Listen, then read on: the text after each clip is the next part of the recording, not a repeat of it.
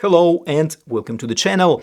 As I promised, as soon as this watch arrives, I will do a quick unboxing. It is a fairly new watch from Steeldive based on the Seiko recent GMT and H34 movement. I love the product pictures. At first glance, Steeldive kind of took 5KX GMT and added finishing touches that Seiko probably should have done in the first place. Now, the Steeldive is finally here, so let's unbox it and see what it's all about.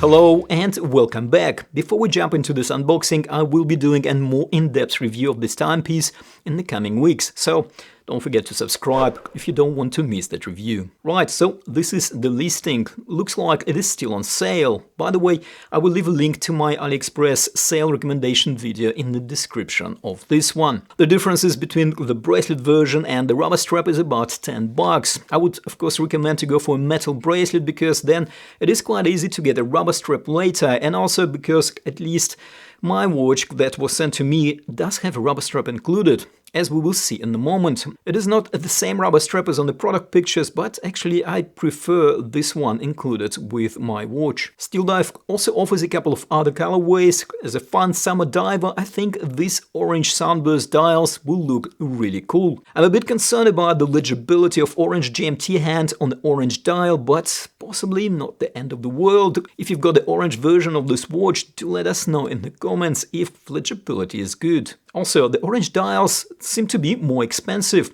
It possibly has to do with the orange lume hue used on the bezel for those colorways. I reached out to Steeldive and I'm waiting for them to confirm this. However, unless they reply within the next hour or so, I will need to include the answer in my upcoming full review. I must admit that the price doesn't strike me as crazy competitive. However, as we will see, Steeldive did pack a lot into this watch and into the actual box. Okay.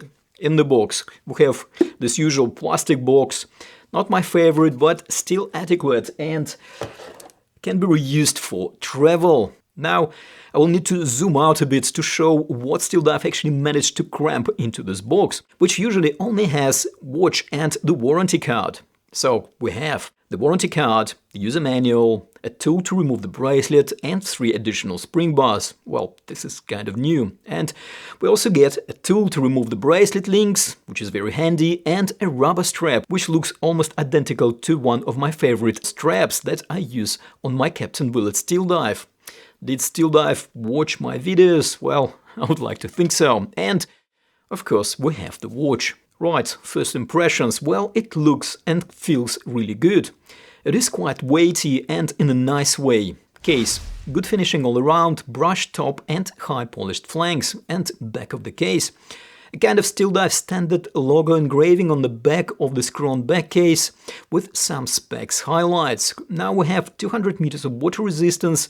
This is actually good, definitely can take this guy swimming. We have a signed crown, it is a screw-down crown, so let's check it out. Well, threading is nice and smooth and generally feels good. So, in terms of movement, this watch of course houses Seiko GMT and H34 movement.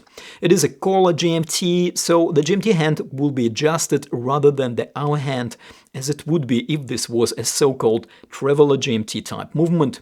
The setting of the GMT hand is nice and tactile, as we would expect. Okay, let's set the time and screw the crown back. And yep, there is no issues with the threading, which is good. Bracelet. Okay, well, we have well integrated with the case solid end links here, which is good. I would prefer inverted end links, however, it looks like the protruding middle parts are curved down quite aggressively, so still should be comfortable on slimmer wrists. This type of bracelet should be okay on about 6¼ inch wrist. I will probably double check in my upcoming full review, but as you can see, this is perfectly workable on my about 7-inch wrist. We have a mirror polished center parts of the links and brushed outer parts and polished flanks. The bracelet feels well put together with tight tolerances and yet very flexible. By the way, each link is made up of 5 independent parts, so no imitations here, which most likely contributes to the flexibility of this bracelet. It is a bit fiddler to remove the links though, but not a biggie. Talking about removing the links, we have pins here, which is fine and should be easy handled by the included link removal tool. Clasp, well, a step up from my Captain Willard dive watch from Steeldive. Not a great step up though, but step up nevertheless. We have milled scissor mechanism here, which is good, very functional and quite robust.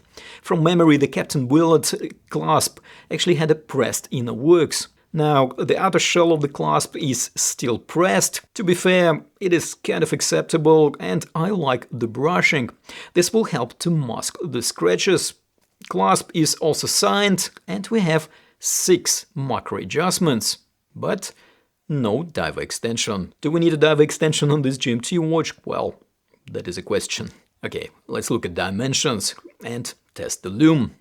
We have 41.5mm diameter. It is about 42mm if we actually measure the case.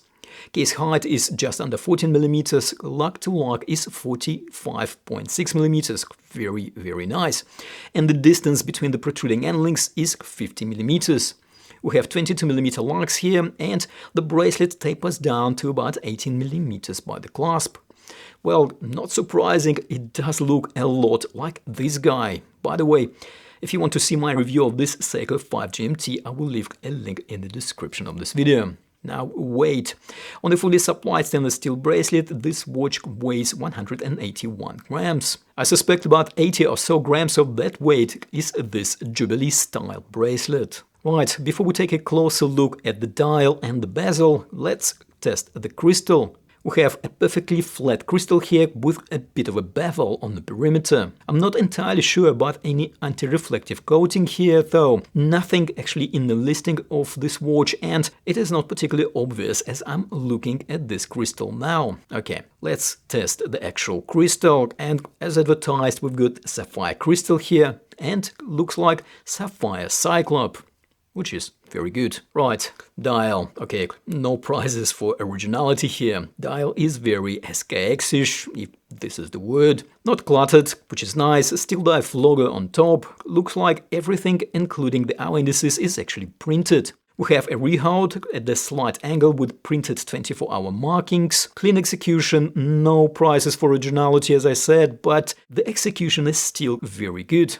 Okay, let's test the lume and the bezel. Before we wrap up, Steeldive used a combination of BGW9 and C3 lumes, so we get a bicolor illumination here. Lume is quite strong, looks impressive, well, at least in the short term. So the first impression of lume is actually quite good. How is it going to be long term and how it stacks up against this guy? Well, we will need to test in my full review. Alright, bezel. Now, this is a ceramic insert bezel with lumed markings, so it seems like we are covered when it comes to good looks and scratch resistance, which is nice. When it comes to functionality though, well, it looks like we have a unidirectional 120 clicks bezel here. Not ideal for a GMT watch. I am okay with 120 clicks. I think I prefer it to friction-only bezel like on Seiko 5 GMT or even to a 24-click, 24-hour type of bezel. For some reason, watch manufacturers tend to forget that there are quite a few half-hour time zones in the world. For example, New Delhi is actually 5.5 hours ahead of GMT right now. So I am okay with 120 clicks, however, unidirectional bezel on GMT watch is probably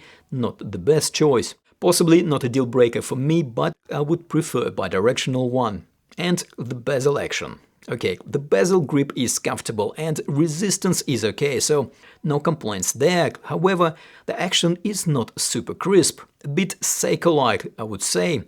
There is a bit of a backplay and even ever so slight side play. Nothing dramatic and probably quite acceptable if we are guided by Seiko standards, but still I've seen a better bezel action at about the same price point. What is definitely above Seiko standards is bezel alignment. It is spot on, which is a good thing. So, at first impression, a really cool timepiece. Bezel action is somewhat lackluster though, so does the rest of this watch compensate for that? Given the price point, I personally think it does. There are a lot of cool features here. Screw-down crown, ceramic bezel insert, sapphire crystal, and looks like a very good lume, including on the bezel.